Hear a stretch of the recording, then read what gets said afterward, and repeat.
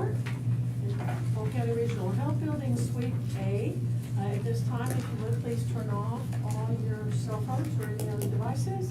And we would like to ask Linda Mitchell with Livingston Church of Christ to lead us in prayer.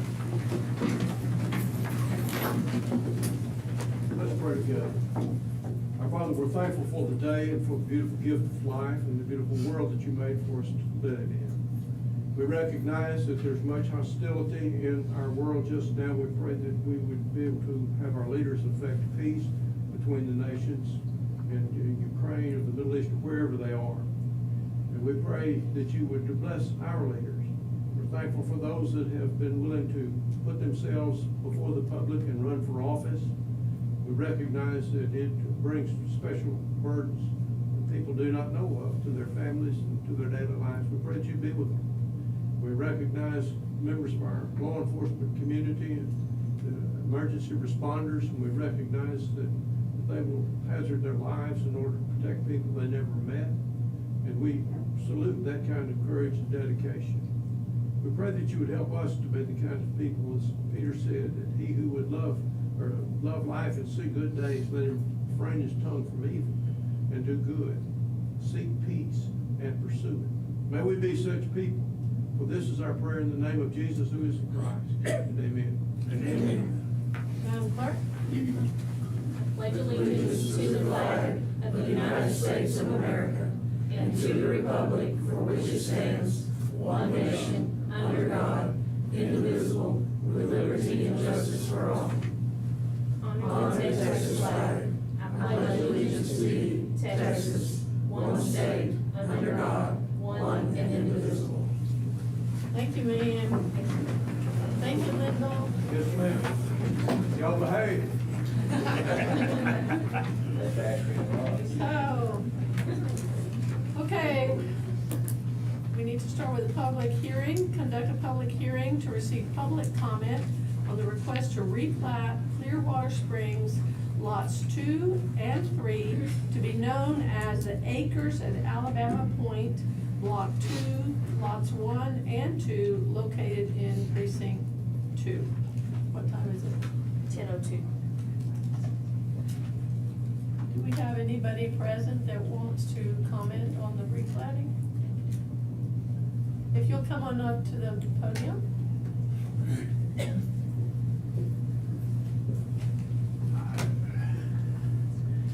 I came up here to basically understand the purpose in this. I live in Clearwater Springs. My property borders these two lots.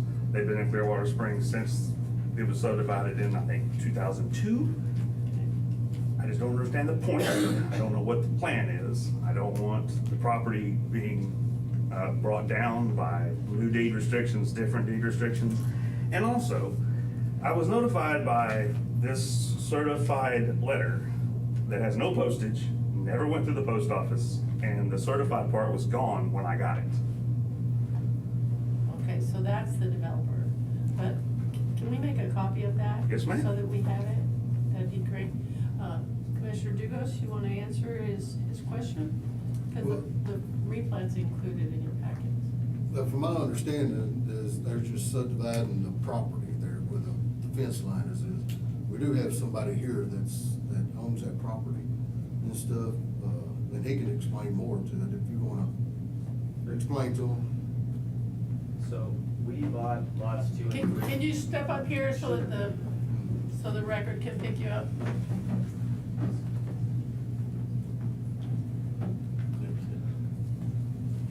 So we purchased lots 2 and 3 in Clearwater Springs from Chris Mosley. It'll be 4 years this September. Yes.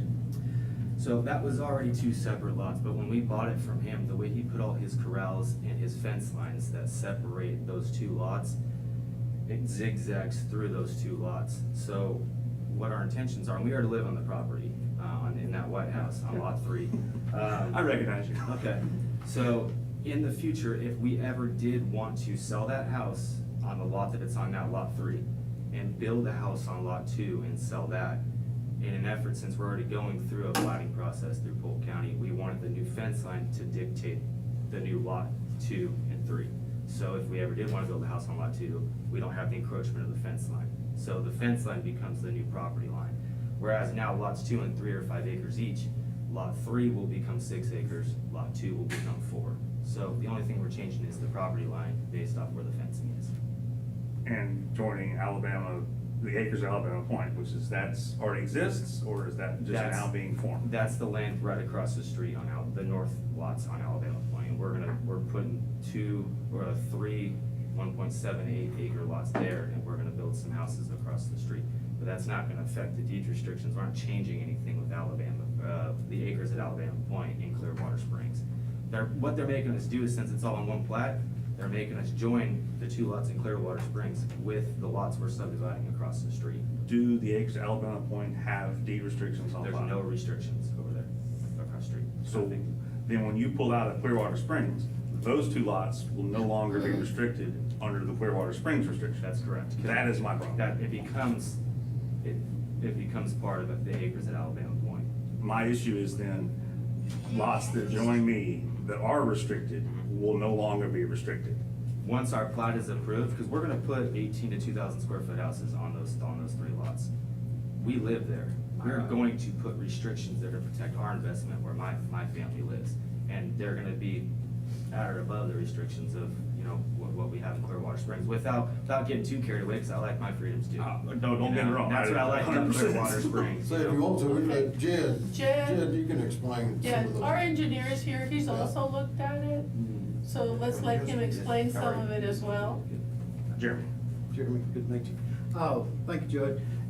As Justin mentioned, this is merely, this public notification process is because we were adjusting a lot line, or he's adjusted a lot line of an existing subdivision. So that's what this process is for.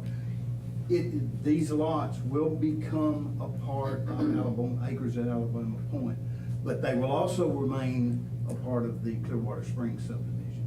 So the restrictions that are on them right now, those 2 lots, as part of Clearwater Springs will remain.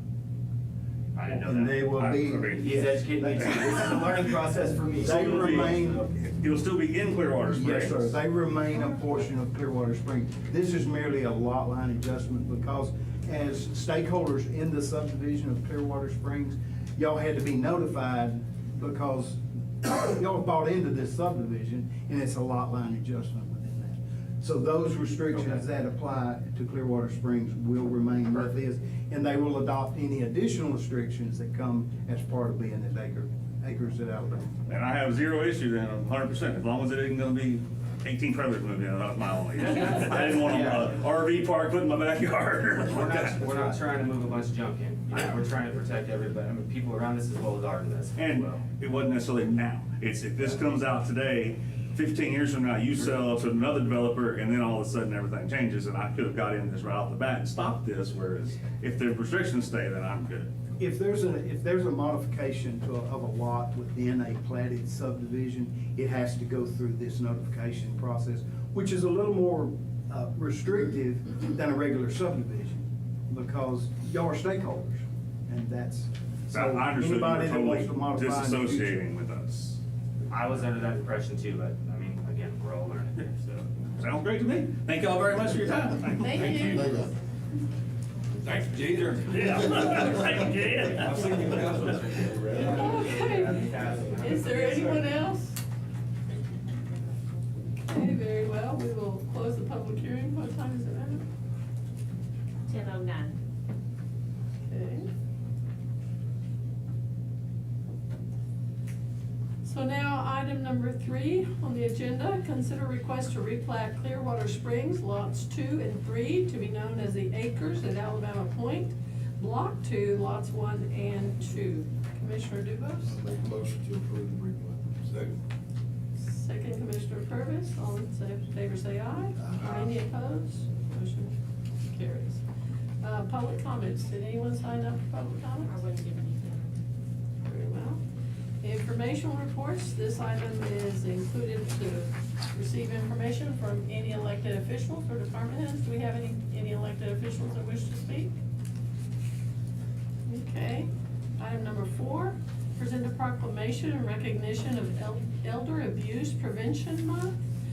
June is nationally recognized as Elder Abuse Prevention Month, with June 15th designated as World Elder Abuse Awareness Day. This observance raises awareness about the abuse, neglect, and exploitation of older adults, and encourages communities to take action to protect those more vulnerable residents in our community. So Polk County joins communities across Texas and the nation in recognizing the importance of this prevention, and especially as our population ages, it's essential to increase that awareness of the signs of elder abuse and promote resources available to prevent and respond to such incidents. I do have to tell you that not only does law enforcement respond to some of these, our emergency responders respond, and the elder abuse does not always, or is not always, physical or mental. A lot of times it is their money is being taken, they're being scammed in one direction or another. And so we do want to thank all of our staff members that are aware, that do pay attention and do respond to those issues. We need our representatives to come up here.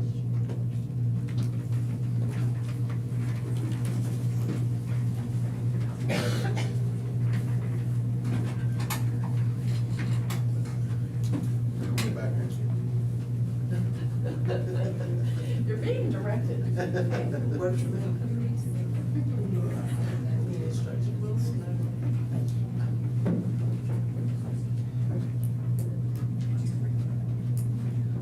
Thanks. Thank you. Thank you very much. Thank you so much. Thank you. Here you go, this is yours. Thank you. Thank you.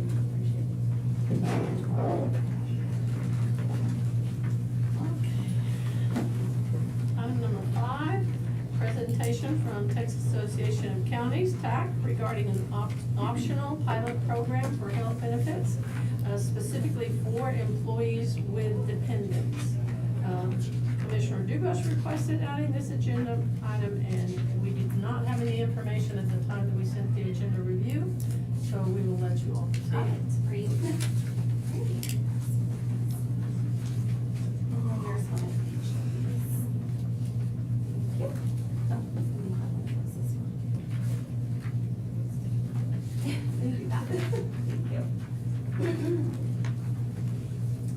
All right, wait for those to get handed out. And there's 2 documents there for y'all. Be passed down.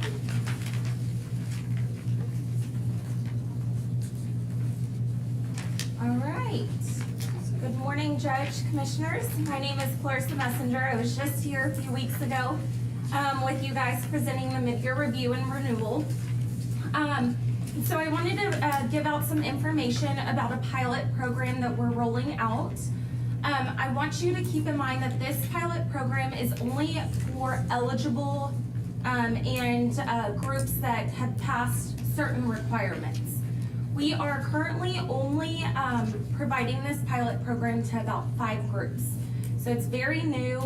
It's not something that we have, broadcasted to all of the members of our pool. It is something that is new to us within our health and employee benefits pool. So the goal of this dependent pilot program is to overall help lower the cost of child dependent care on the health insurance side.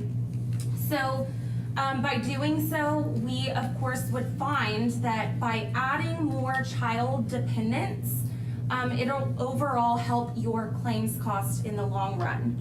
And so increasing that child dependent enrollment is a desired feature on the underwriting side when they're looking at this, because those children dependents are typically much cheaper to cover than your spouses and sometimes some employees. So you bring Healthier Lives to the plan, and I'll tell you how it works in just a minute.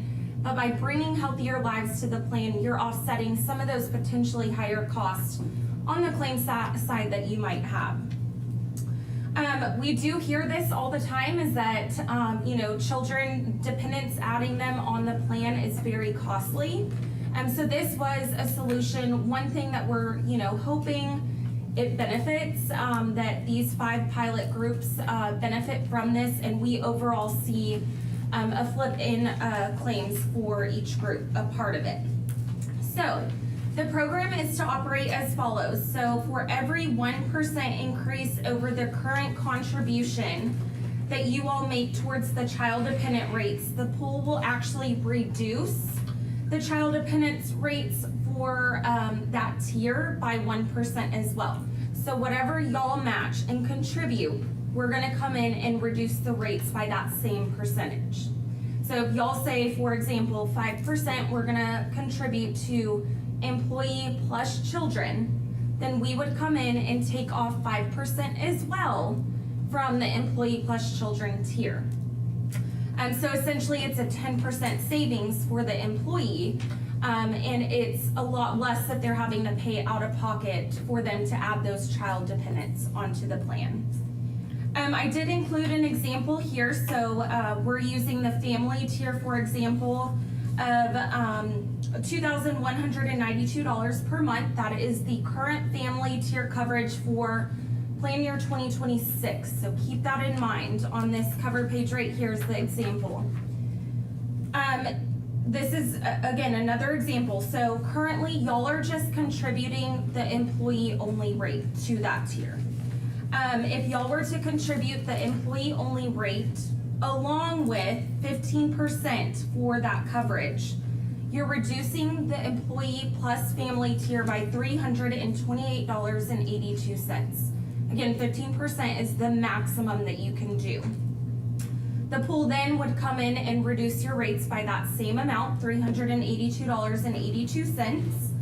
And so overall, dropping that family tier to, instead of $2,192.12, it would be $1,534.48 a month. And then of course, the employee would remove the employee-only costs that y'all are contributing to that as well.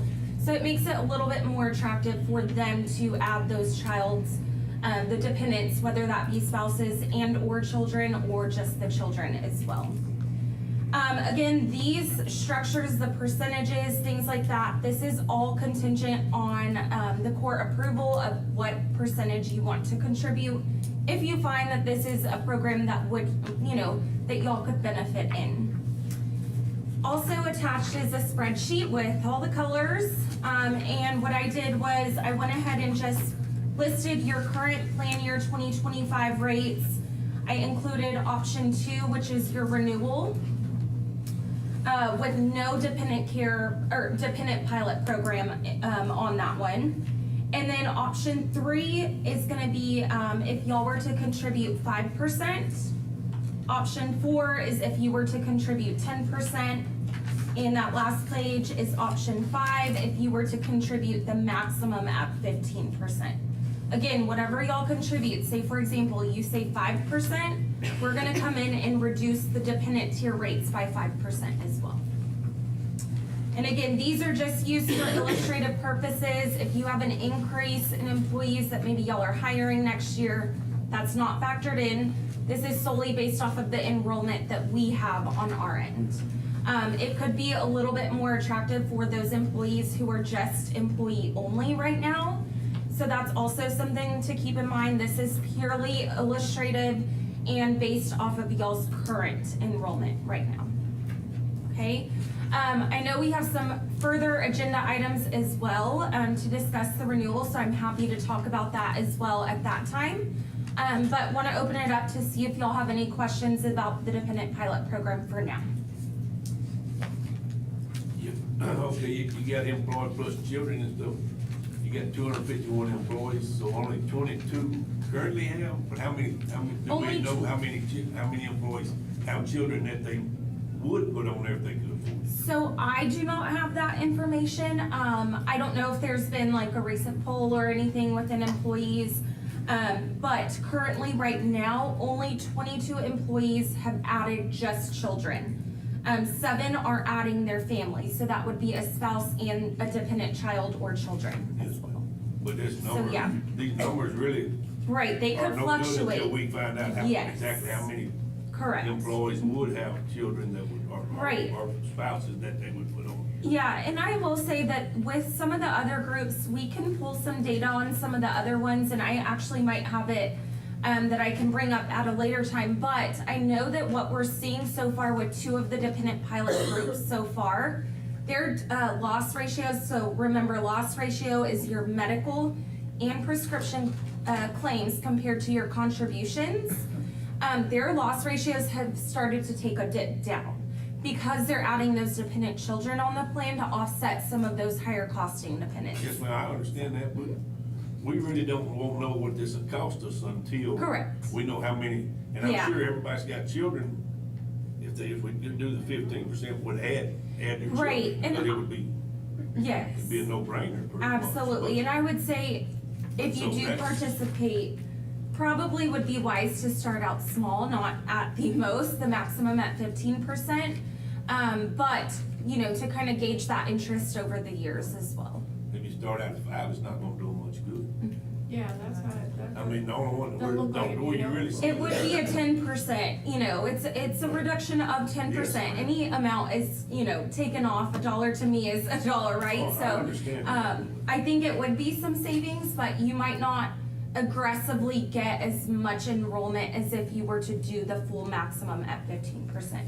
In theory, 30%. When do you need this action? So contributions, the amount that y'all are gonna contribute, we do need that by the 27th of this month. We can give you a little leeway, but the problem is that we need it with the renewal because we go in and we program in our system, our Ben admin system. And so we put all the 10-1 groups together, give that to Willis Towers Watson, our Ben admin system, to program so that it's all in the system for billing and eligibility. So ideally, it would be by the 27th. I would say we can maybe give you until the next week, but it is going to affect, you know, we don't want to push it too long to where it affects getting out ID cards for employees if they were to make enrollment changes, things like that. It could cause a delay in that. So we want to be mindful of that time frame. Okay, first of all, I have to have more than 24 hours to look at something. Oh, yeah, before I absolutely. consider it. Mhm. And I got the information yesterday. Okay. at around noon.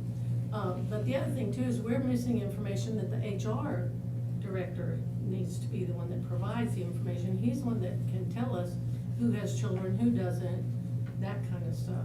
Okay. So, I mean, I know right now you're just in discussion, so this will Yes. come as an agenda item. But I do think that an extension would certainly be helpful, Do so the y'all- rest of the court can catch up. Mhm. Absolutely. Do y'all have a court date next week by chance? Probably, it's a holiday week, I so. think it's July 9th, The 9th, is that correct? July 8th. July 8th. July 8th. I think that will work. Let me double check for you.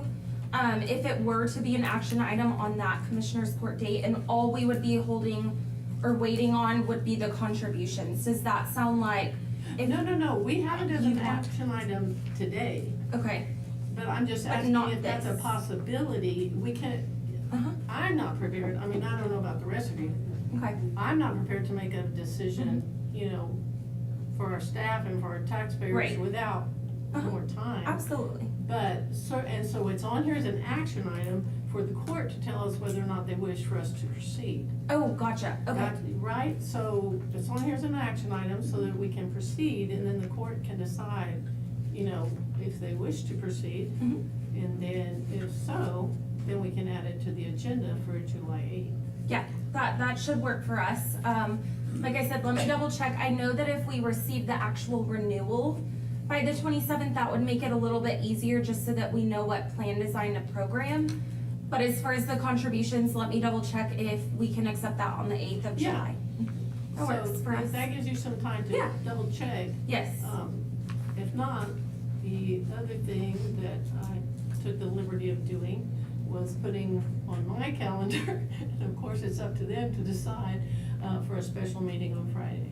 Okay, yeah. I mean, that would But work as well. It's Obviously, it just, would be preferable Mhm. if we had some time to sit down with our HR director Oh, and yeah. really review the information. absolutely, I completely understand. Yes, absolutely. We can, Gotcha. okay? Anybody else? I'm Question? sorry, Yeah. Jeremy. In the beginning, you said something about requirements. What are the requirements?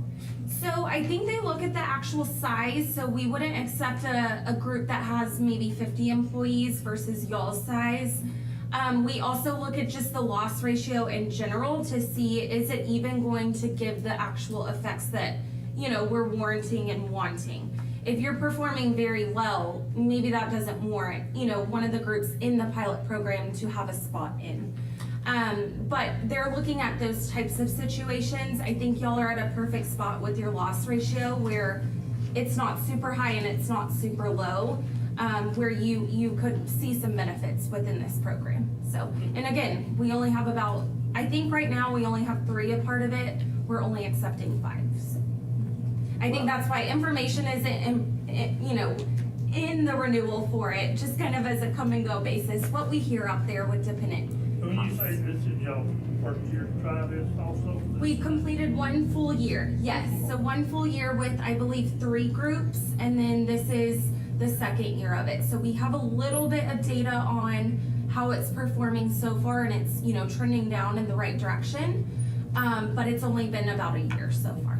Those 3 groups that are renewed, do we have any access to what they feel like, how the program went? Yeah, I can give you the recommendations on those groups. Let me pull those when I come back for the next agenda item, or for mine. Then I can give those to you as well. Will you give them to the judge? And Yeah, everybody here is interested in doing whatever we need to do. Yes, you know, absolutely. To help. Oh, yeah, this has been a great idea. Yeah. I mean, it's, Right. Yeah, I mean, we just I don't know what it's gonna cost us. Yeah. right. Yeah, and that's the hard, I wish you know, you'd way told us for about it us 2 weeks to ago when you- illustrate. I I wish know, you'd I didn't know there was interest in it, you know, 2 weeks ago. Otherwise, I would have been It happy was to kind of a provide quick that. reach out. It was, yes. And that's fine, I mean, you know, we're glad to hear about it. Yes, But, you know, yes. we just, Yeah, but we don't Absolutely. have time to look at things. I completely understand. Any costs And needs we've been consideration. working for, what, Mill, 6 years, 6 or You're trying to 7 figure out how to years? get the cost for kids. Yeah, just you know. trying to figure You something know, we can out. get where they can add We the hear family that. because they can't. Yeah, we hear it commonly within not just here, I mean, across the board in all groups. That's why it kind of got us moving on what do we need to do to, start being able to provide Well, that. you've thrilled us, we just trying to figure out what, you know, we Yeah. need to figure out what it's gonna cost us. Right, absolutely. Okay, Okay, so I'll get if that. you will get with James Mostek before you leave, Yeah, absolutely. and then he can get whatever information Okay. to the court members. Do y'all want him to gather the information as quickly as possible and go ahead and get it? It depends on when we decide to have another meeting, I guess, if it's Friday, then we need to do it pretty quick, but, you know, we can wait till, It would be better if we we can wait waited. till next week sometime even, you know, just. That would give us Sooner some the time. Yeah, better. absolutely. Yeah, Okay. one day next Yeah. week, whatever y'all Let me double decide. check. I think the eighth should be I'm good with fine. whatever y'all decide. It won't go into effect until October 1. Right, Yeah, so the So it's only, not a hurry, other than for on you, the on cost your side, part. yes, it's just for us to have the renewal back with those contributions so we can program it on our Yes, end. ma'am. Yeah. That way your invoices look right, all that good stuff. Yeah, we. But I would prefer truly accurate data, Yes. right, instead of looking up midway through and going, whoa, wait. Yeah, and like I said, ours is just what's enrolled, so I Yes, think ma'am. if there was a Yeah, poll, yeah. that would be great. Perfect. Okay, cool. Great. Thank you. Well, thank you all so much. Thank you. Thank you, ma'am. Okay, new business, your consent agenda, is there anything on there that you wish to pull?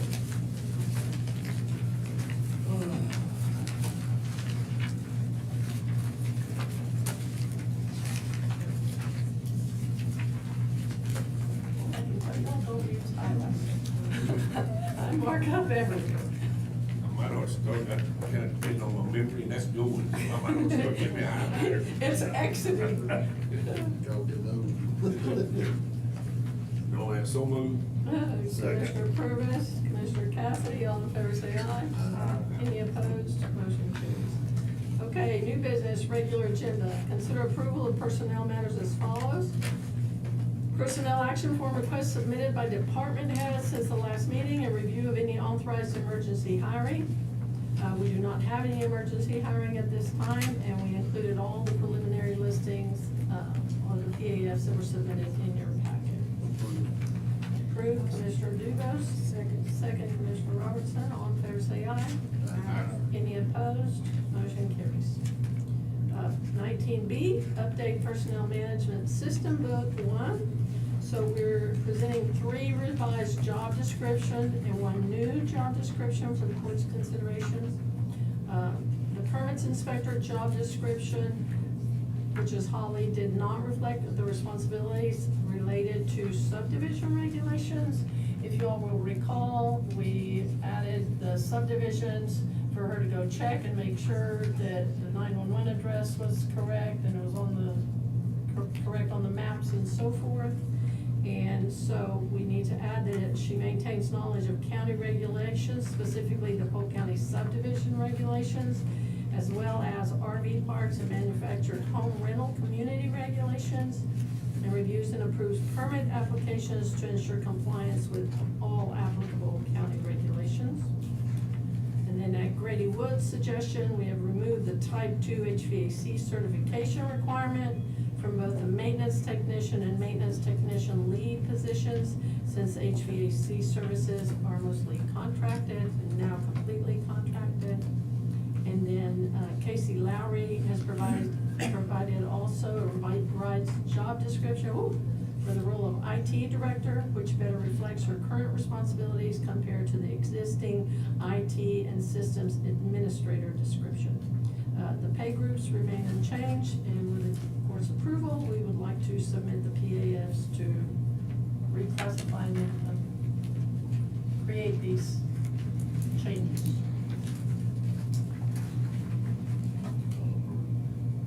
Commissioner Dubus, Commissioner Cassidy, all in favor say aye. Aye. Any opposed? Motion carries. 19C, any and all necessary action related to the establishment of a public records officer position. The preliminary budget includes a new position that would go under Commissioner's Court and is dedicated to managing all public information requests that are received by the county. It would allow us and ensure that we have timely and accurate release of public records. We would maintain comprehensive request logs and uphold full compliance with the legal requirements. We discussed this, the sheriff's office really needs someone to assist with public information requests, the DA's office, and as you know, those public requests for information have escalated as we go along, and we want to make sure that we are completely legal, that everything is done correctly.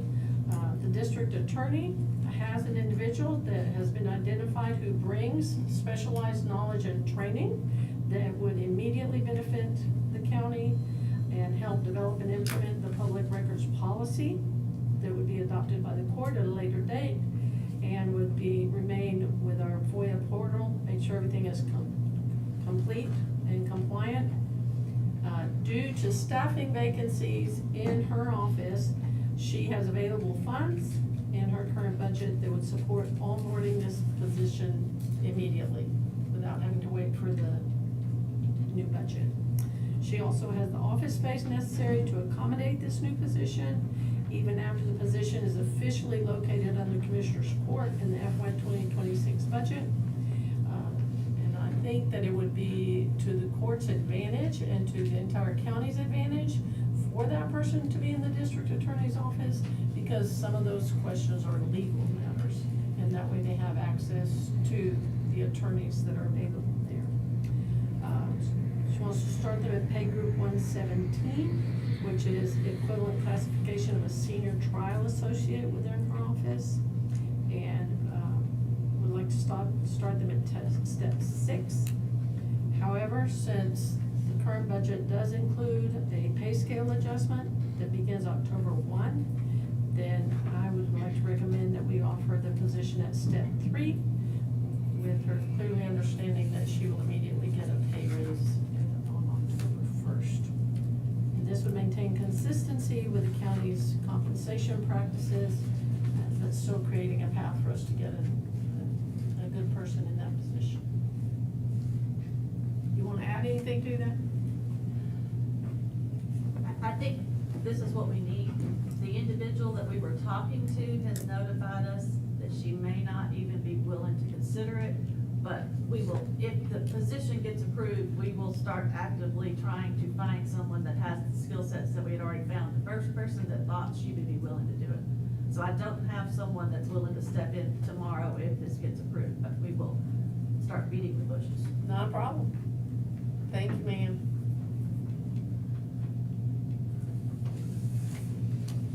You look like you have a question. I do, but I don't know how to ask it. Go right ahead. Just ask it. Just ask it. Explain to me exactly what type of question would someone would be asking that we would go. Let Commissioner Dubus answer that one. No, you're good, you're good. You would be amazed, I mean, but I would say probably 75% of the open records requests come through law enforcement type things. You may get as simple as, it's open records, we want everything in the ABC murder case. Well, great, explain to me what you really want, and the law says there's 50 exceptions.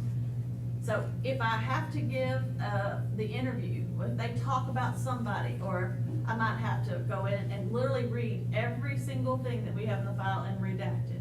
Or if there is a video interview with a defendant or with a third party, there are certain things that we literally have to go into a software and cut out. And we have a murder case that Jody's worked 3.5 weeks, and we're only maybe a third of the way through the redactions. And that means she can't do anything else, because that's all she did for 3 weeks, and so now it's sitting, because I said, no, the public records doesn't require me to stop my office to answer their public records request. I have to be reasonable about it, but we can't just stop everything you do to do this. Same thing with Byron. I mean, he was having to take one of his investigators basically off the job to start redacting videos and things. And so the other thing is, while the law will let me redact certain things, the AG is nice enough to say, here's the 50 exceptions that we're going to approve, but you can't just redact it and say it was exception number 10. You have to do a legal request from the AG saying, here's what they asked for, it falls under exception number 10, here's the 10 things that I'm gonna redact based on your ruling, and then they send it back to you saying, yes, you're correct, now you can redact the 10 things and send it out. But there's about 5 letters that go with that, and all of those are legal letters that need to go. So right now, we have every department head that's supposed to know all of these rules, know how to do all of that, and write all of those AG opinions, and send it to the AG. We need one person that's responsible, because most of our department heads know what their exceptions are. I don't know if those letters to the AG have been going out, or if we're just going ahead and sending it out, and there's some things we can get in trouble if we send out an error. So if we have one person designated, the other thing is, Milt, if you have a guy on a maintainer out on some dirt road, if there is not on our website, the public information officer is this guy, someone walks up to your guy and says, hey, I want this, and hands it to you, and your guy goes, okay, and he sticks it in his car and never tells me about it, my 10 days started running when he handed your guy that information. But if I have publicly said, here is the public records office person, it doesn't start till they make the proper request to the proper person. Because right now, there's an argument, anybody that they hand it to is a proper person. Because we don't have You just one sold me on this deal. Well, I will tell the court this. We did have a public information request that came in regarding the court's business. And so we researched what it would cost us, you know, and you don't get to charge them what the actual hourly rate was for that employee. $15 an hour. Huh? One time. If So- you produce it 5 times, you can only charge them. That's right, one time. For 20 hours of work. That's right. So, we got this request, the total that we could bill, which was not what it was gonna cost us, but the total that we could bill was over $16,000. So we were literally going to stop multiple departments, dead still, to have to answer this. And so, we just asked her, would she like to pay us now? Or would you like to slam down her request a little bit? So we have to be aware of those things, we have to make sure we're compliant. for everybody. And I'll give me up, but yeah, my office, and thankfully I had the good help I did, because I'm gonna tell you, you know, it's a mess. So I think that as a motion? Yeah, I definitely have that as a motion. It's definitely, I mean, the law enforcement probably more than anybody. Oh, no, But they suck all those air out of the it's room. much needed. I second Okay, so Dubose, Purvis, all in favor say aye. Any opposed? Motion carries. Item D, request from Sheriff's Office for payment of holiday vacation and FLSA comp time accrued as of June 16th, 2025 for certain employees of the jail. A copy of the request was included for your review. There are 2 individuals at the jail that are about to lose accrued time, and due to staff shortages, the jail administration is unable to grant this time off. Bobby Bean has 100 hours of holiday time valued at $2,430, and Captain Larry Dawson has 96 hours of vacation time valued at $3,054.72, which he is unable to use. Additionally, Ginger Schultz has 124 hours and 50.52 of FLSA time, and the sheriff is requesting to pay 80 at this time. And those are valued at $2,032.80, so bringing that accrual down to $64.52. So moved. Commissioner Cassidy, Commissioner Robertson, all in favor say aye. Any opposed? Motion carries. Number 20, consider request for revisions and amendments to the budget as follows. You have your FY 2025 budget revisions and amendments as presented by the County Auditor's Office. A copy of the proposed revision number 2025-14 and amendments 2025-14A are included for your review. Motion to approve. it. So, Second. Commissioner Purvis, Commissioner Cassidy, all in favor say aye. Any opposed? Motion carries. Item number 21, consider appointment of 3 Polk County elected officials to serve on the Deep East Texas Council of Governments, the DETCOG Board of Directors for the 2025-2026 term. This is annually recurring item for the court's consideration. Currently, it's Commissioner Robertson, Commissioner Purvis, and myself that serve on the board. I think I've served my year, I served my year, and this time somebody else got a chance at it. I nominate Commissioner Cassidy. He's already. Yeah, I have all kinds of time. I said, when the meetings are on second, or on the same Thursday, I have my courthouse meetings. So, I hadn't made that many of them, so you need this. You're already on the waste management. Yeah, it'll be good for you. Be good for them. Oh, yeah, you'll just learn so much. Mills has made 2 meetings, by the way. Just to be clear, attendance is not exactly his strong point. Well, I make the important ones long. Got it. Got it. So you got this. So do you accept the nomination? All in favor? You go right ahead. We didn't get this. We just get it done quickly. Okay, so that would change it to myself, Commissioner Robertson, and Commissioner Cassidy, to serve on the DETCOG Board of Directors. All in favor, say, well, go ahead. Go ahead. Approve. No, I need a motion. Oh, he made, okay, I thought you made, so moved. Now, all in favor, say aye. And they don't want to, so. Just as an information item, currently our minority representative is Brandon Prescott, who has done a fabulous job for Polk County. However, we will put it on another agenda for us to, if we want to stay with Brandon Prescott, or we would like to nominate someone else, or if we want that community. Brandon got there because we had an election, and the Dunbar community voted on who they would have. So if you have any other nominees that you would like for us to consider, if you would please send them to me. Otherwise, we will just Yeah, ratify. He's been doing a good job. I mean, Great job. you know, if y'all Oh, know somebody he's- that's fine. Yeah, He's been doing great. yeah, I mean, he's risen to be president of EdCom, so he's done a great job. Okay, well, that will be on the next agenda just for us to ratify to make sure we are following protocols.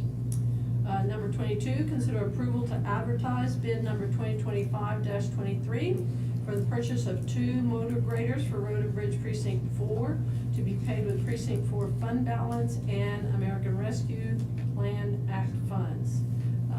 Commissioner Cassidy, the bid packet is included for your review. Did you review your bid packet? Yeah, today. I assume Nicole sent it to. And I have looked some of it, don't get me wrong, but, I mean, we've discussed it. Yes. Okay. Okay, so, Nicole. Yes. Would you please make sure that if there is a scoring sheet in there, it doesn't require a scoring sheet because it's at his discretion. But however, that if there is a scoring sheet, that he has reviewed it and that is what he wants. Got it.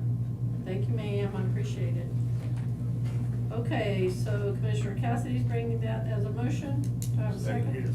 Commissioner Purvis, all in favor say aye. Any opposed? Motion carries. Item number 3, discuss and consider approval of proposal from Soundtex to provide public viewing accessibility for magistrate hearings to be paid from informational technology capital outlay projects.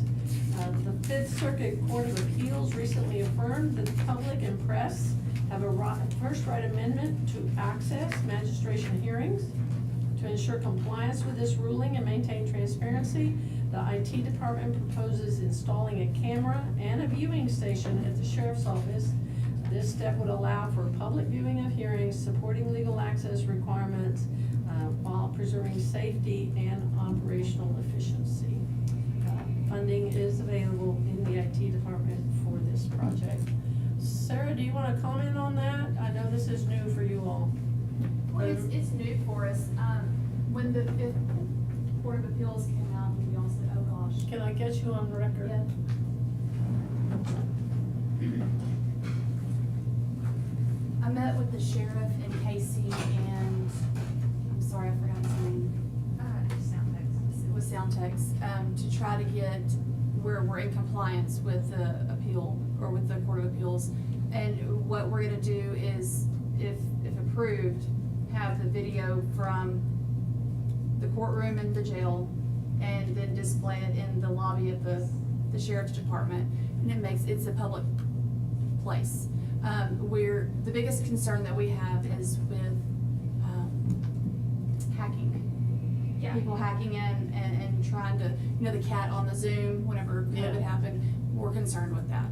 So making it accessible to the office at the sheriff's department, nobody can hack that. It'll just be a live feed that we can flip on and flip off, easy fix. Stay in compliance. We're trying to make it as easy as possible. Sounds good? I'll make that motion. Okay, Commissioner Robertson makes the motion. Commissioner Dugo says a second. All in favor say aye. Any opposed? Motion carries.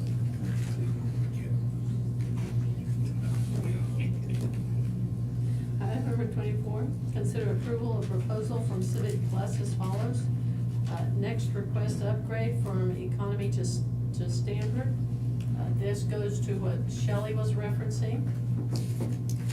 That after implementing the next request, it became clear that some of the other features needed to be added, such as batch redaction, which would allow Jody to go in, pick a name, and it would immediately redact that name all the way through the document. So that she didn't have to go through and read every single line and find that particular name. So this would add to the public information officers and to any of the other entities that need to go in and do redactions. We're currently able to redact records, but the process is entirely manual. They have to go in and punch a button, punch a button, punch a button. So for departments that regularly handle high volumes of records that require reduction, which would impact the clerk or district clerk, would impact the district attorney's office, would definitely impact the sheriff and the jail, and this office, HR. So those departments that would reduce processing time, would lower the risk of accidentally, like Shelley was referencing, accidentally sending something out that we should not have sent out, and improve efficiency. So the proposal is included in your packet for your review. The additional cost for this year is $1,200, and it will add $4,800 to the annual fee starting next year. In addition to the rapid redaction, it includes automated records retention, scheduling, which impacts some of our other offices, unlimited invoicing templates, and support for online payments through secure processors. It's also, the platform aligns with CJIS and HIPAA requirements, which is also huge for our judicial center and systems, along with HR and some of the people that deal with records, the jail. So, anyway,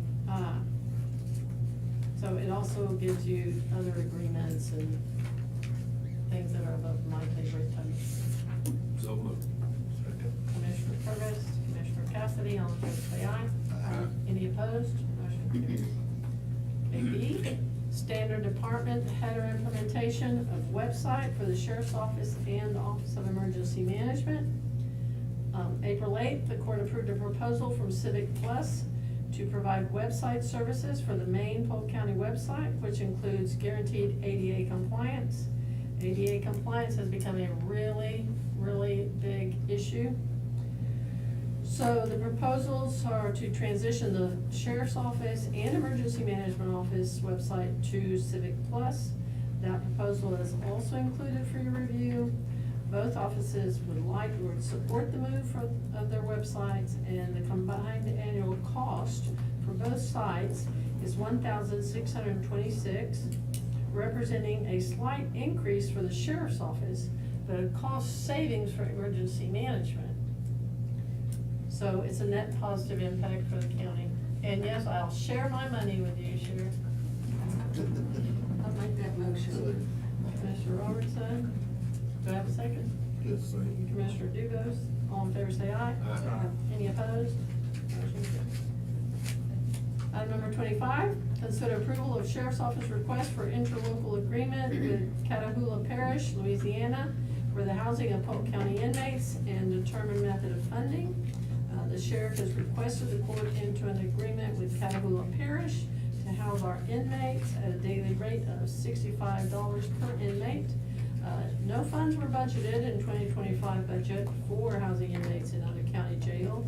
At this time, as we've done in the past, we have unused jail salary that could be used to cover anything that needs to go to Catahoula Parish. Yes, sir. Certainly, this new agreement is strictly for emergency purposes. We came close to reaching our limit when it came down to the other. Sheriff, you wanna step up to the mic? The other agreement that we have on housing our inmates out of county. We came very close to meeting our match ratio for personnel to inmate, the 1 to 48. And then when we tried to ship more people over to Louisiana with our current contract, they didn't have any more beds. So when we come up on those situations, we needed to have an emergency, another emergency location that we could go to. And it's strictly for an emergency. We have, at this point, we have no desire or have anyone that we need to ship there. We just need to have a secondary location. We're even running into issues when it comes down to females. We're at our max on females.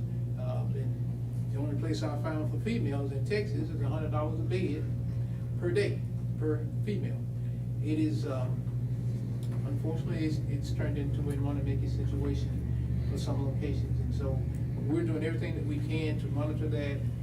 The DA's office as well as the courts is working with us well on trying to move these cases and move some of these individuals who we can get released or moved around. And so, but our goal is certainly to save the taxpayers money, but also make sure that we maintain a safe environment for the inmates that have been entrusted to us. Well, I think that's a good idea. I think you should always have a backup Yeah, position. it's strictly just backup. Absolutely, so. Do I have a motion? Motion to approve. Second. Commissioner Dubus, Commissioner Purvis. Thank you, Sheriff. Okay, thank All in you. favor, say aye. Aye. Any opposed? Motion carries. 26, discuss and consider approval to adopt county policies as follows. Polk County policy regulating the assignment of space to outside agencies. The policy was included for your review. It's intended to provide clear and consistent guidelines for how space in county-owned buildings outside of areas used by county offices is assigned to outside agencies.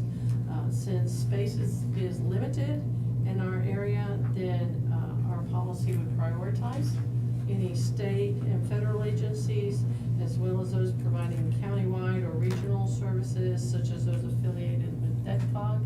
So like at this time, we have the game wardens, DPS, DSHS, ADAC, some of the people that provide services countywide or region-wide, to ensure that any space that's allocated supports services that directly benefit Polk County residents and align with the county's broader service and partnership goals.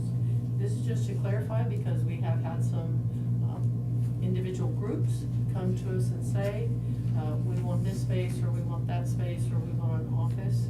And if we hosted one nonprofit, then we wouldn't have an office building left for county services. So this way we know that how we are prioritizing and how the court can proceed from there. So moved. Commissioner Purvis. Commissioner Robertson. All in favor say aye. Any opposed?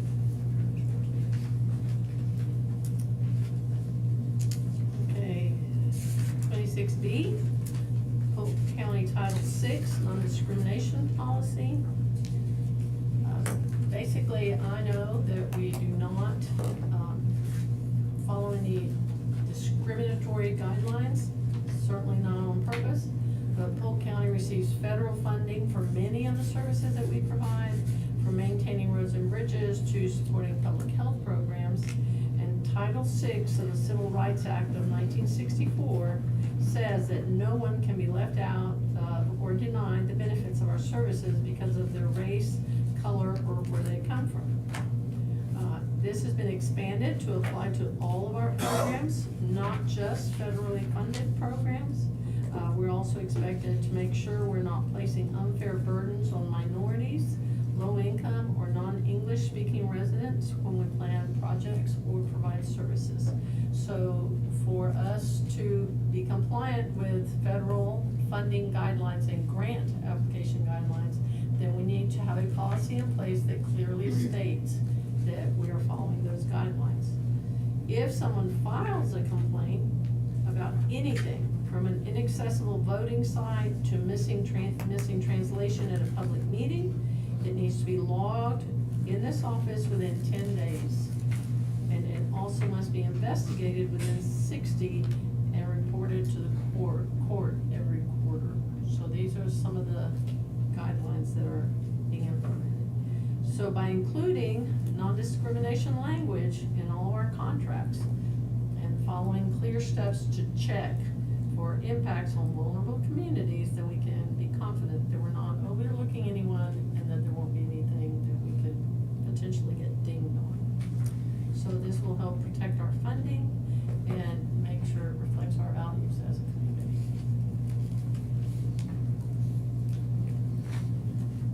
So moved. Commissioner Cassidy, Second. Commissioner Purvis, all in favor say aye. Aye. Any opposed? Motion carries. Item number 27, consider any and all necessary action related to agriculture plan from Harley Corp. Portwood Ranch for lease of Polk County school land in Throckmorton County, Texas. Polk County currently leases 358.8 acres of school lands in Throckmorton County to the Harley Portwood Ranch under an agreement that was signed in 2022. Although the lease is not up for renewal until next year, the lessee has submitted a request to update the lease now based on their recent land improvements. You with us on this one, Jay? Make sure you go check this out. In 2024, the lessee planted a perennial wildlife blend grass mix on 9 acres of the leasehold. And in 2025, they completed planting the remaining 41 acres. As a result, all 358.8 acres of the leased property are now in grass. They are requesting that the lease be amended to reflect this change and adjust the lease rate to $13 per acre for a total annual lease amount of $4,664.40. They've indicated that the grass was planted and they're waiting for formal documentation from the Throckmorton County NRCS office to verify the planting. The court should also be aware that Harley Portwood has passed away. However, the partnership entity named in the lease, which is the Harley Portwood Ranch, remains in place. His daughters, who previously held 50% interest in the partnership, have inherited the remaining share and continue to continue operations as before. They are also keeping the same foreman in place and wish to continue leasing from the county. Commissioner Purse, I think this one's yours. So moved. I'll second. Ms. Robertson, you don't want to give any further explanation? Well, I mean, y'all got any questions? I mean, it rained last year, so they, before they got all 50 acres planted, we approved it last year for them to change it from cultivation to grass. And it rained on them before they got the rest of it planted, so they planted the other 41 acres. And they said they done it. I'm good with it. Okay, all in favor say aye. Aye. Any opposed? Motion carries. 28, authorize Goodwin, Lassiter and Strong to advertise for water improvement construction bids on the Harvey Regional Mitigation Program as follows. A, the General Land Office contract number 24-065-044-E536. GLS has requested the court's authorization to pursue construction bids for Leggett, Shiloh Ridge, and Soda Water Supply Company projects. Copies of the plans were included in your packet for your review. So these are all over. Shiloh is in precinct 1, Soda is in 4, and Leggett is in 3. Is yours too? No, Leggett is his, right? Yeah, make it some money. Okay, so I need a So moved. motion, Commissioner Purvis, Commissioner Cassidy, all in favor say aye. Any opposed? Motion carries. 28B, the General Land Office contract number 24-065-045-E537. GLS has requested the court's authorization to pursue construction bids for the Dallardsville and Damascus Striker Water Supply Company projects, and copies of those plans were also included for your review. So moved. Second. Commissioner Purvis, Commissioner Cassidy, all in favor say aye. Any opposed? Motion carries. Jed, thank you so much, and thanks for hanging in there with us today. Whew. Okay. Now to budget workshop. 29, consider any and all necessary action related to the employee health coverage, major medical. As you all know, we sent out surveys. Unfortunately, we did not have the TAC information on our survey, or we would have included that as well. So we sent out surveys to our employees. We had 109 employees that responded out of 270 or so that we currently have. Statistically, that's considered a solid representative sample. So among the respondents, approximately 79% preferred to renew the plan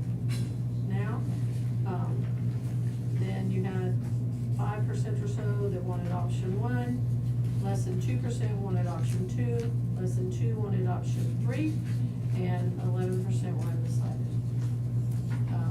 These are statistics that have already been shared. We asked them about covering their spouse, children, or both. Almost 81% indicated that they do not have any family members on their plan. And 28 of those said that they simply cannot afford to add coverage for a spouse or children at this time. So, a couple of things we need to do. We need to take a look at the renewal. And also, we have a program that the Wellness Committee introduced last time. And we need to confirm whether the county will continue or wishes to modify the county-specific incentive program, which includes, giving 8 hours paid leave to employees if they will go get their physical and their annual checkup done at that time. Okay, so copy of the renewal packet is included. Make a motion, we renew it as it was. Well, that's, would be my recommendation, but the court can decide. I'll second that. Okay, so Commissioner, renew as is, Commissioner Purvis. Yeah, renew the current plan, I guess. Commissioner Dubus. Yeah, I mean, that's 80% of our staff. Yes, ma'am. Would like that. And I have not heard from one single elected official that said no, that they wanted less. And then what do you wish to do about the wellness program? Is it working? I would say yes. What's your own wellness? Nicole. Wait, how many people are taking advantage of the getting the 8 hours? I guess that's that's the question. Okay. I'm y'all's benefits consultant, so I'm not Tasha Brandt, your wellness consultant, but I would say with the county-specific incentive, of course, it's designed for employees to go in and get the annual physical and in turn be incentivized with 8 hours, I believe, of PTO. So we can run those numbers for you all. I know that I would say probably about 40% of our groups have a county-specific incentive in place right now. We don't have hard numbers to tell you if it's working because we don't know the what ifs, right? If they're going in for an annual physical, they could have prevented something that would be maybe at a stage 4, whether, if they Well, have I it. guess I just wondered, are the people actually going and getting the physicals to do it? There was an increase, it was in our employee mid-year review, we had an increase in the number of employees that did. Yeah. No. Yeah, that's all I was asking. You're our representative for the committee. Do you want to make a motion? I'll make a motion to approve. To keep. Second. To keep. Okay. Okay, so Dubus, Purvis. Okay, I think I need to back up. I think we need to start with we'll do it all as one. Okay, so to maintain our insurance, our current status as it currently is, along with keeping the incentivizing program. And Purvis, Dubus, all in favor say aye. Yeah. Okay, item number 30, discuss and consider any and all necessary action regarding employee health clinic. As part of the recent survey, we also asked county employees what their interest would be in the potential employee health clinic.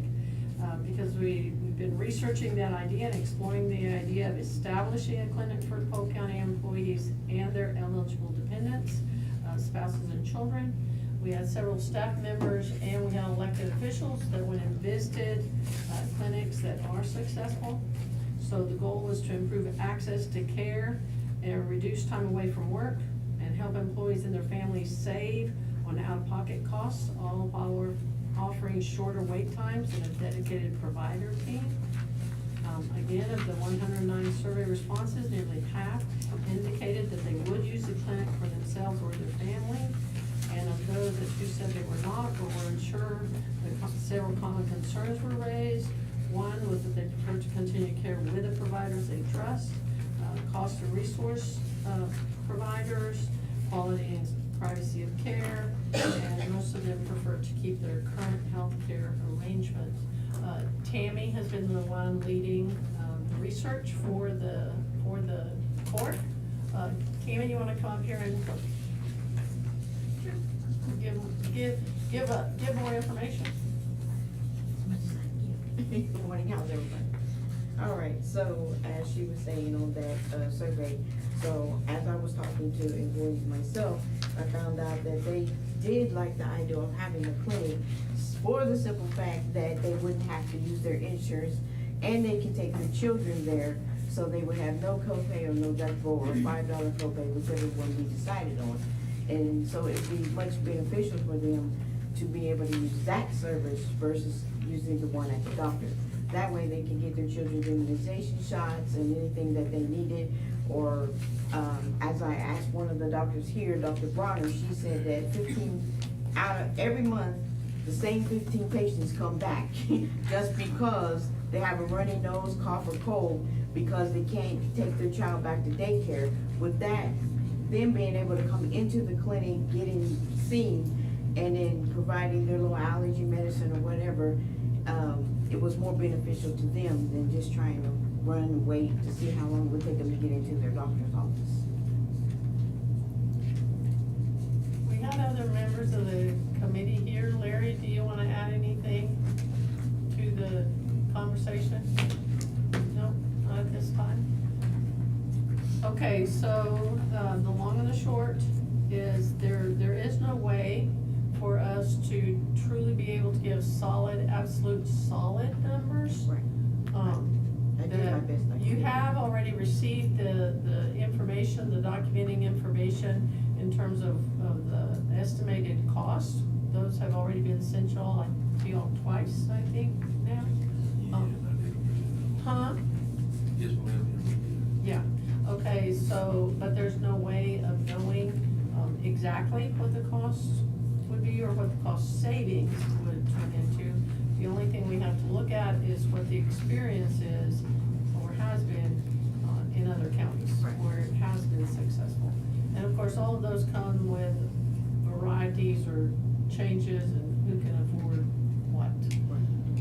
So, And with already having having a building that we don't have to pay for, you're already cutting out costs, because if we own a county building and we can use that, you don't have to worry about the monthly rental fees and things like that. That's money we could use storage supplies, keeping the pharmacy equipped, so that you would even save money on that, because we could always find the Direct RX, which would send us free product, over-the-counter medicines, even glasses, that would help the employees to keep them from running to the pharmacy. We could give them something right there on site. So what are some of the medications that come from? Sometimes, you can get insulin, so anybody that has the insulin, you can get the insulin pills. You can get, like I said, they have reading glasses, they have allergy medicines, they have Pepto-Bismol, they have creams that you can put on if you get mosquito bites or pain and stuff like that. So they have a lot of medications that they do send, and it doesn't cost us anything. And what does it cost them? What does it The cost? employee? Well, the medicine wouldn't cost him anything, because it'd be just like if you went to your doctor's office and he had a sample, he would give it to you, and we know out of pocket. Can I make a suggestion? Absolutely. Since we don't have a building for them this year. Right. We got, until our courthouse finished, and we get all that done. I hadn't got enough information on this deal to make my mind up. Everybody else might be a lot smarter than me and have it figured out, but I don't. Since we don't have a building anyway this year, why don't we put this off to the next budget? Okay. And, that'd give us more time for everybody to get their head more wrapped around. I mean, it's a great idea, for a clinic, for the employees, whatever we can do for them. But I hadn't got a total cost. We've got some numbers, but I don't think they're actual, what it would really cost the county, the taxpayer. And I'd like to, Okay. we all take another year and kind of, Okay. everybody get their answer, questions answered, and, but we got, like I said, we got no place to put it. don't ask me, I'm not totally against it, like I said before, but I think the timing right now, and I think maybe overall in the years, yes, I think it might benefit, but right now, I mean, cause you're still gonna have to, you know, even though we have county buildings, it's still gonna cost a lot of money to, you know, to get that building up to code and everything. And that's what I said, And I think, like I said, there's no numbers really to throw right now at the cost of everything that's gonna cost. and that give us a lot more time to really, when we start to make this decision next year, we can, everybody will say, you know, yeah, we wanna do it or no. I don't know, that's just a thought I've had. And you may even take the opportunity to go check out one Yes, of the ma'am. other places like Jeffersonville and see how they have their indigent and then their employee and in jail and how much money they save on just jail, you know, the inmates. Yes, ma'am. And having their lab there where they don't have to take them to the hospital and they can get their blood drawn or someone can go and draw their blood. So you might wanna go check that out and see, cause they started out in a small building and now they have 2 separate offices. Yeah. No, I'm not against it, you know, or anything, but I'm just saying, this will give us a lot more time, because we got no place to put it right now anyway. So I could definitely say you need to go see it, because Yes. it's very, very impressive. So can I make a suggestion? Yes, ma'am. That it's, instead of narrowing the scope, because the benefits to the jail are huge. Okay, because if you have, and we already have a doctor and a nurse, right, that contract right there, so it would be for a minimal increase, right, that you could do this.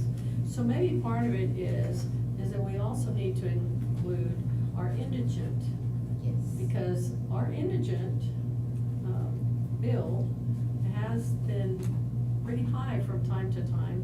You get someone that has to go for wound treatment or has to have dialysis, that's on us. We have to pay that bill. And so maybe that's part of it, it's not necessarily us being able to come back and say to the penny, this is what it's gonna cost Yep. us, right? But because we don't have any way of knowing that, but maybe coming back and saying, this is what we have expended on indigent care, this is what we have expended at the jail, this is how much time loss they've had, because part of it is being able to have a doctor that can take a look at the individual, whether it's an employee or an indigent person, and truly make a medical decision, not us making a decision, but having a doctor make a medical decision, so that then you kind of know where you're going with the indigent care, or where you're going with a potential workers' comp. So now you have a physician that's overseeing, those issues. Yes, because we did have a wound care patient that was life or death, and I actually went to the facility in Huntsville, and it was $80,000. And I actually went over there and I got it down to $3,500 for us. Yes, ma'am. Just Because she's in negotiating. the cost Yes, and ma'am. saving the, you know, for our indigent patients, so that was a big difference. And then they also gave her, you know, an extra few visits that didn't cost us anything. Can you repeat that, how much you made the change to make? say It was what? $80,000. 80,000, okay. And I got it down to $3,500. To 3. Yeah, she's doing a great job. And we're saving indigent money, right? But we need to get the big picture, I guess, is my point. Yep. Oh, yeah, I mean, it's, like I said, we got the time, and that way everybody will be a little more comfortable with whatever decision we do make. Okay. Don't try to rush it right now. So you wanna make a motion to table till February? Yeah, whenever next budget season is. Well, we'll start out February, March. We'll start work, we'll start. go That ahead gives and- her time Yeah. also, and Carrie and I time to pick up his Or we can story. leave it and pick it back up then, however you wanna do it. I'll forget it if we do it. Well, I'll second, if you're gonna make the motion, I'll second To table? Okay, motion to table, Commissioner Purvis, Commissioner Robertson. Don't let me forget, Tammy. To February 2026.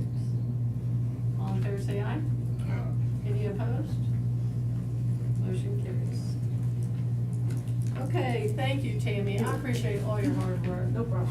And the committee. Yeah, I mean, it's been good, but I don't have enough to You're good. Item number 31, discuss and consider the 2026 contribution rate for Texas County and District Retirement System.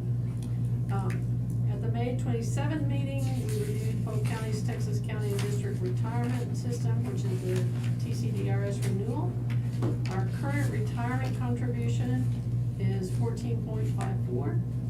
And due to our investment returns exceeding the 7.5% assumption, then our current retired minimum rate has dropped to 13.81.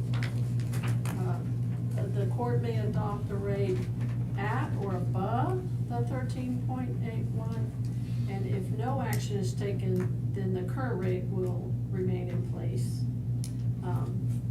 With our current payroll levels, maintaining the 14.54 rate instead of adopting a minimum would cost us approximately $116,000 more per year. What we've done in the past is we have renewed it at the higher rate because that builds us some cushion for lean years, because we certainly don't want that to go down, but whatever the court's pleasure might be.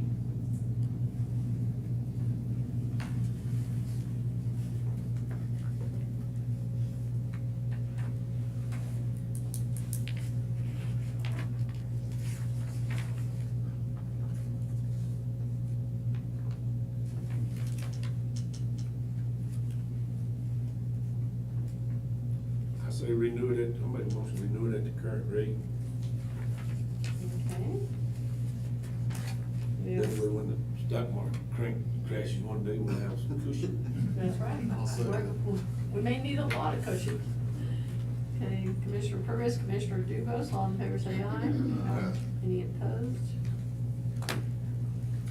Okay, your retiree cost of living adjustment, the COLA. In 2024, the court approved a 10% COLA. And the COLA is based on the Consumer Price Index to help retirees keep up with inflation. This increases our county's long-term pension liability. And basically, to manage that, TCDRS gradually increases the required contribution rate over several years. Oops, let me get it on. Next page. Polk County often chooses to contribute above the required minimum because it's financially responsible, and it basically helps our retirees, maintains purchasing power, and protects our taxpayers for the future. If you all do have any more questions, then you can reach Ralph at the TCDRS organization. Here is the customized plan. If y'all look at this, then you're gonna have a customized plan option. It's going to show you what we've done today, what the current plan would do, but we have buffered it and increased it. I do have another one that Milt, you had asked about this breakdown, this sheet of paper right here. We've got too many papers up here for all of us to look at. Okay, this is our retiree health benefits trust fund. So, which was an area of concern when I first came on board, because that was going to be a year when we had more people needing the monies than we had money in the bank. And so, Commissioner Purvis made it his mission in life to harass and heckle me until we got it beefed up. So we have gone from having a balance of $844,253 to our ending balance of $4,727,673. say we're healthy.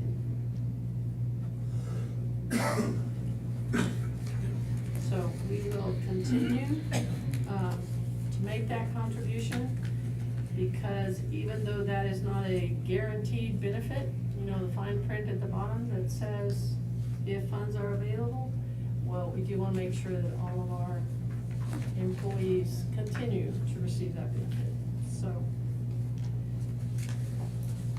I guess I will go from that into the budget with saying, that's what's included in the budget for now.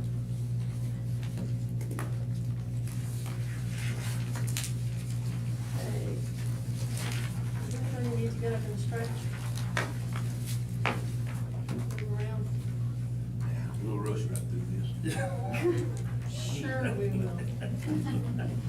Sure we will.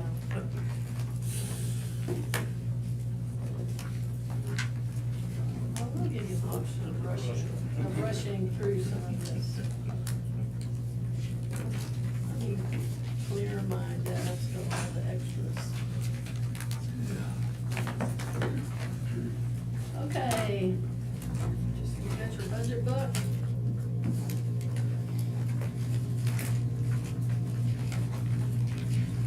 And budget book will travel. Okay, you should have a printout that has the additional staff that is included in this budget book right now. And it gives you an explanation. So Commissioner's Court, which is basically you all, we're recommending an addition of a secretary too. Becky, we have put more and more and more responsibilities on her.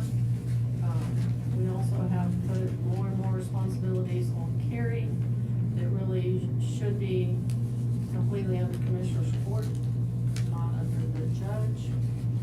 So we're recommending a secretary two there. Also on general and administrative Commissioner's Court, we have the Public Records Office group, which would go in step 117.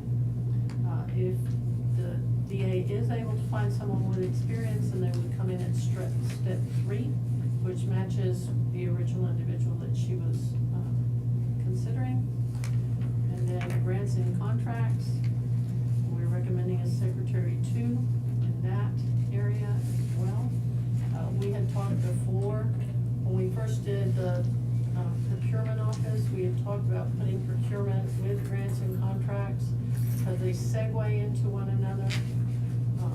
And so this would be secretarial support for both of those offices, because there are some things that Jessica can focus mostly, what she has to right now, mostly on grants, and shift some of that burden for contracts to purchasing, because she knows what is being bid or how those bids are being written.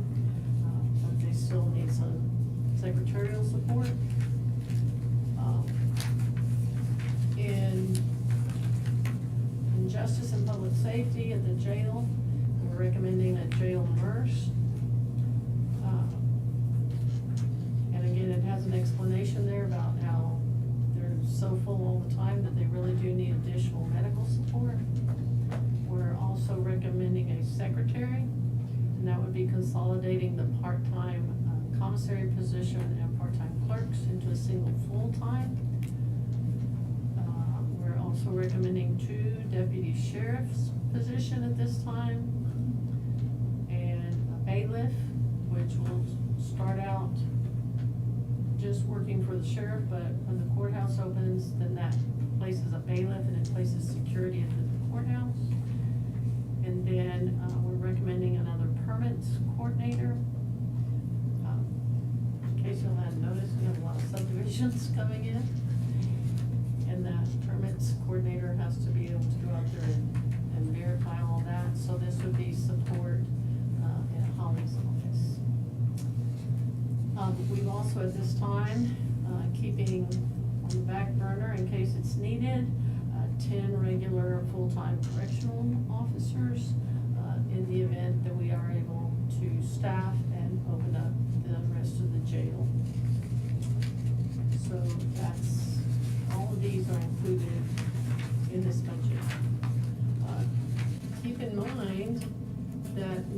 still do not have our fully verified property taxes. And so we know that our property taxes are going to go up. We're aware of that. There's no way they could go down with the amount of development and growth that has occurred in our area. But at this time, we have not been able to completely beef it up until we get the remainder of the information from Chad. Okay, let's go, we'll go ahead and do the employee, the elected official. So we've gone through, this is the preliminary recommendation for all of you to look at.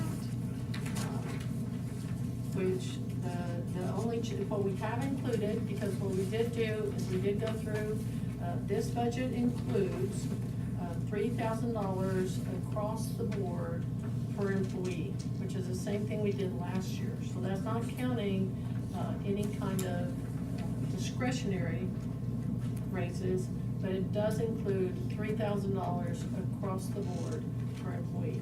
That's what we did last year, and we know we can at least do that across the board.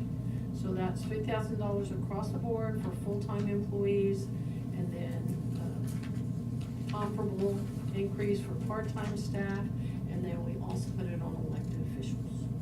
So the elected officials that are completely taxpayer funded, we've put in an additional $3,000 from this current year. So that's there for you to look at as well, for you to review. So now let's go through the budget vote. Okay, this budget book includes the $3,000 for everybody. It includes the insurance renewal at the current option that we just voted on. It's easier to take things out than it is to add things in at a higher rate. So we went ahead and put the insurance in at the current rate, and nothing has changed from the debt rate, so there was no need to do that. So this is definitely a affordable budget, and it includes the new staff additions that we did. It combines the purchasing and grants, and it also integrates the veterans officer with social services. One of the issues we have, and we've discussed this before, is that we have several departments that are basically one-man teams. And so we feel like that by integrating some of these departments under social service, that would be helpful. And I'll give you an example. Right now, our veterans officer, liaison officer, is not available. And so if someone in social services could help one of those veterans, then that would certainly make a difference. So we're trying to integrate things that to increase continuity of services and to streamline efficiency. Okay, if you go to the first page on there, it shows you the calendar.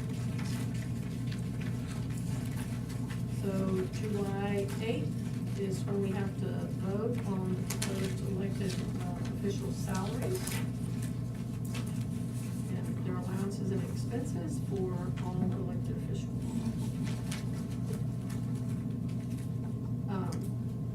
And preferably the notices will go out immediately that afternoon.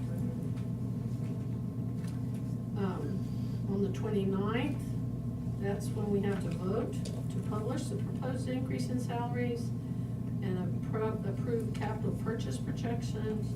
We will receive our tax calculations officially and schedule public hearings for the tax rate and the budget. So at that time, Tatum, Chad, Carrie, this office will all have got the information that we can. And we will also have to vote on the capital projections at that time. Okay. Yes. On the 29th, we vote on capital projections. and to the proposed increase in salaries and receive all the tax rate calculations. So we did put in there potential workshops in case something does come up, or in case anybody has information that they want to discuss. And then we filed the budget on July 31st. And we went ahead and put potential workshops in there as well, once again, in case somebody wanted to discuss anything. And then we have the public hearings and the adoption of the 2026 budget on August the 12th.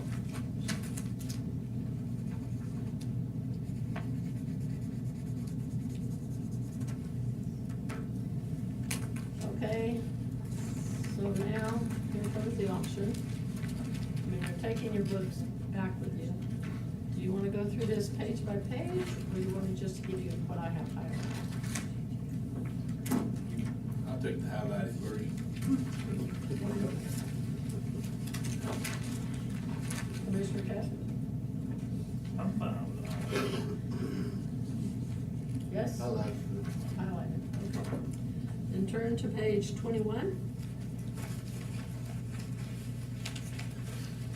Which is maintenance, the bottom two lines for maintenance. We increased travel and training because we have been asking Grady to go to the Texas Historical Commission training. So we increased that, and we may increase it more once we kind of see. But basically, what was expended year-to-date, which included the Texas Historical Commission, was $1,469.30. So we went ahead and increased it to $1,500. And then repair, replace buildings, we increased it to $300,000, and it may have to go higher than that. And we increased it so that other buildings can get some attention, since the jail and the sheriff and the probation department have been depleting his budget pretty much completely. So we need to give him some breathing space to catch up. Okay. Next page, page 38.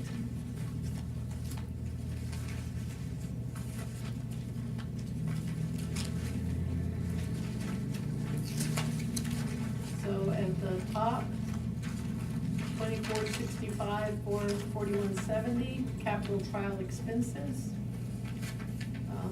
You're gonna notice a significant increase. We put $200,000 in there, and that's just, we're guesstimating.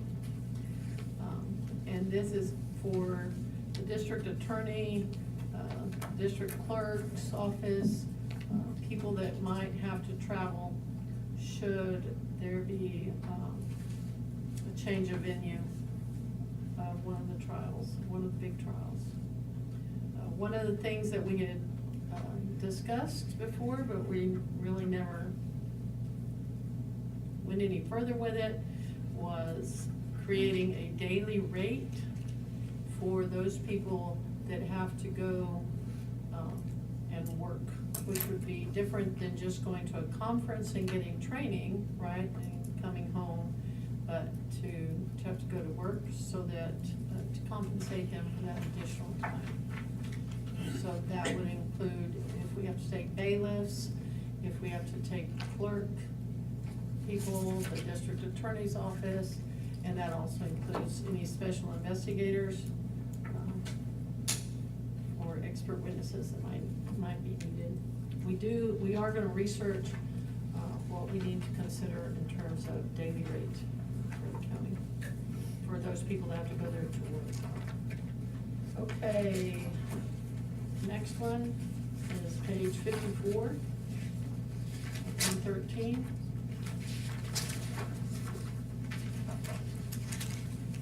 And that's, the new person in permits and inspections.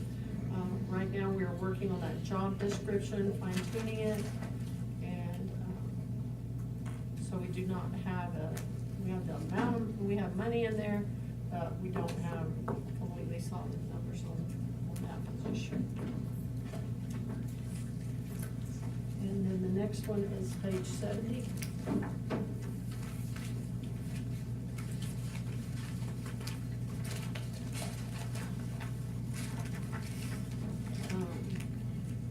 We have the commissioners that offer, or some of you are offering clothing allowances. We have the jail that offers clothing and allowances, and we have the sheriff's office that provide clothing allowances. So we just need to make sure that we have a line item for that, for each of you, if you're gonna have a clothing allowance. We already know what the sheriff and jail do, and so we will pull that out. The only thing I believe that Terry requests is that it just be like a one-time check, where she doesn't have to worry about shifting monies around or doing this or doing that.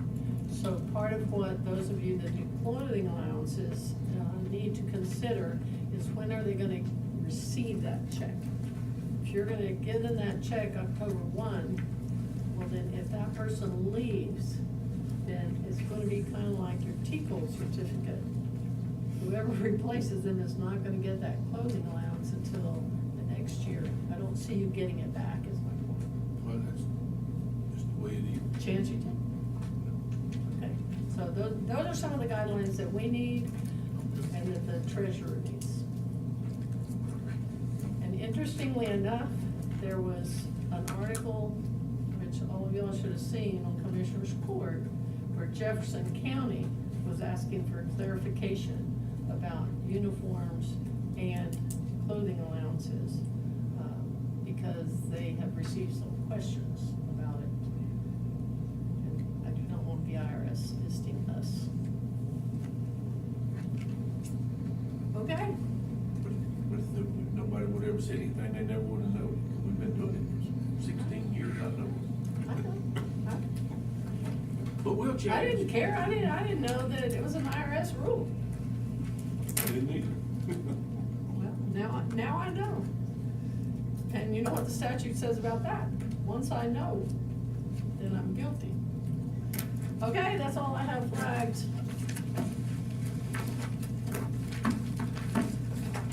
Anybody have any questions? Not yet. Fair enough. Fair enough. If you do have any questions, then go ahead and send them to me like we did last year, so that we can, respond in court. Because what we will do is we will compile those questions, and then we will give you the response you want to hear, but then we will bring it to court for open discussion. Okay, back to our agenda.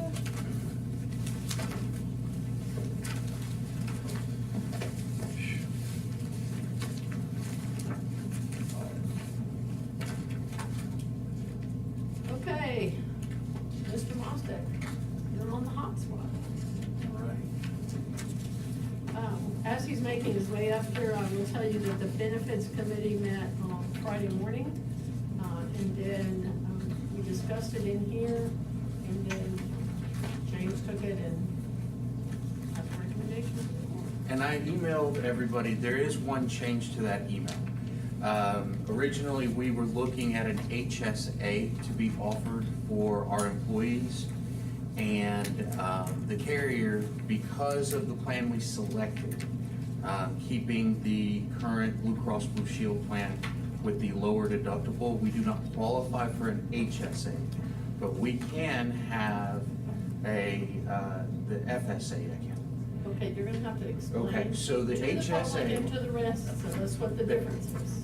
To make it as simple as possible, the HSA account is a savings account that you can contribute money to. You can use it to pay co-pays, you can pay for prescriptions. It has a carryover benefit that the money rolls over, and in later time, you can use that money towards retirement and that kind of stuff. It's an actual savings account. The FSA is a little different. There are government regulations on it. You can contribute, I believe the numbers right now are $3,300 a year to it, and you're allowed to roll over approximately $600 each year that you don't use. The difference with the FSA is you can use it for almost anything that is medical related. Okay, the guidelines on what you can use it are a lot looser, so you can buy over-the-counter medicine with it. Do you have more, like, can you explain a little better Yeah. as far as what?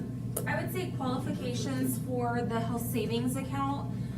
You do have to have a high deductible health plan in order to qualify to offer a health savings account. That is employee owned. The FSA is also employee owned, but the county can also contribute into that a certain amount. I think it's up to $500. But the FSA, as James mentioned, it is more broad as far as what the expenses can cover on that one. And while you're here, I want to ask a question.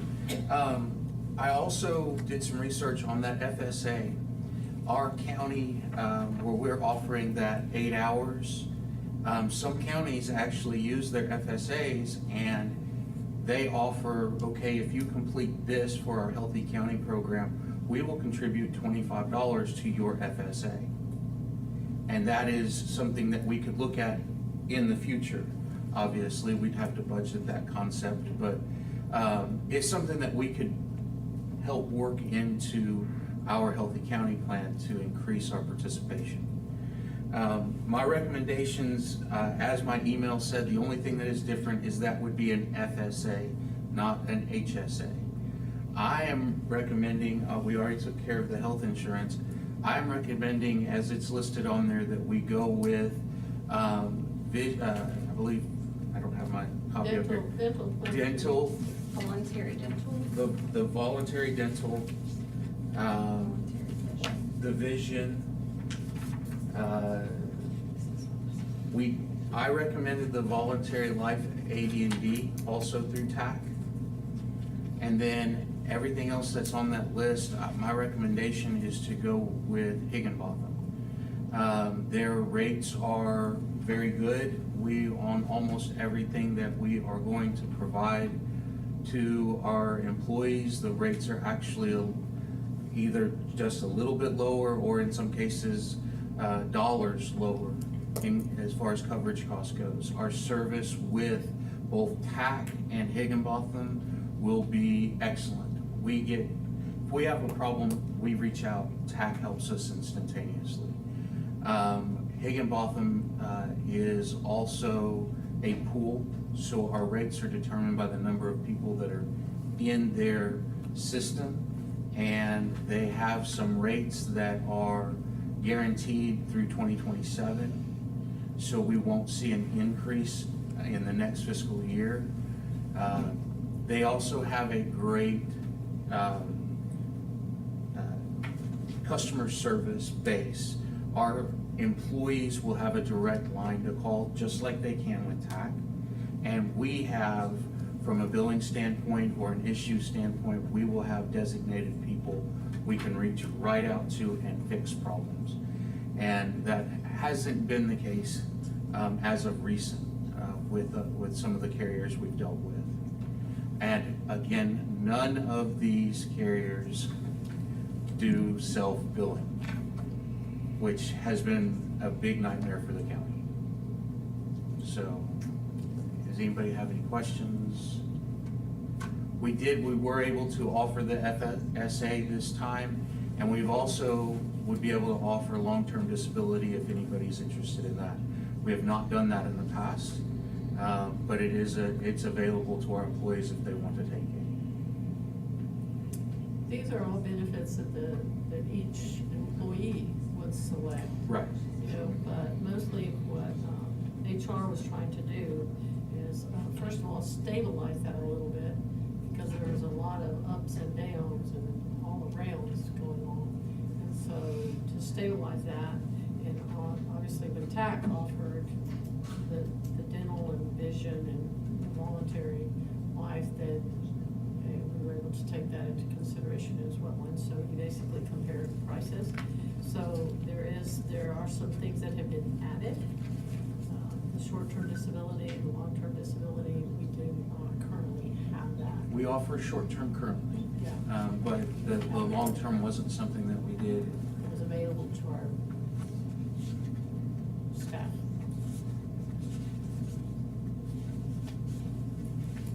Anybody? Well, I will go with your recommendations. Okay, so I have a motion from Commissioner I'll Dugas. second Second, Commissioner Robertson. All in favor, say aye. Any opposed? Motion carries. Thank you, James. You've done a great job. I appreciate it. Thank you all. Thank you, James. Okay. Number 35, discussing considering any and all necessary action related to optional pilot program for health benefits. Commissioner Dubus, how would you like to proceed from here? Well, we're just gonna hold off for, I'm good with that until she can get us. yeah, until I think that's But we had no. We have to vote. We have to officially vote. That's a good discussed. day for everybody. I mean, that's, I guess that's what we need to decide is how much time we have Yes, and when we can have it. We can accept the contributions. You've already renewed the renewal, so that's good to go. Contributions we can hold off on until July 8th at the latest. Okay. so we're just gonna If we can table get it, until the then. sooner the better, yes. And then, I won't be here the 8th either. There, three of us will be here, or we will choke him. I'll be. I mean, if y'all are okay with it. Yep. As long as we're gonna discuss it too. It's not like we're gonna just show up and say, okay, what has changed? Right. So we will, HR will get information together for us, and she'll provide us with some Yeah. information. We'll get it all. And if something happens, y'all wanna have a workshop next week, I'm good with that. Okay. Whatever we need to do. Got it. Yeah, I mean, 'cause I'm. and I can provide, this is a great reports deal. on the current existing groups so that y'all can have that as well. Anything you need from me, please reach out. I'm happy to help as well. That'd And be I'm great. in contact with James. Yeah, okay. Thank you very much. Thank you. Thank you. Okay, so I have a motion from Commissioner Dubose to Second. table to July 8th. Second, Commissioner Purvis. All in favor, say aye. Aye. Any opposed? Motion carries. Commissioner Purvis. Motion to adjourn. What time is it, Madam Clerk? 11:52. Get you hungry. I'm the one with the finger and stuff. I know, that's what I'm saying. Ooh. When I said stretch, I meant, can I go take a snack?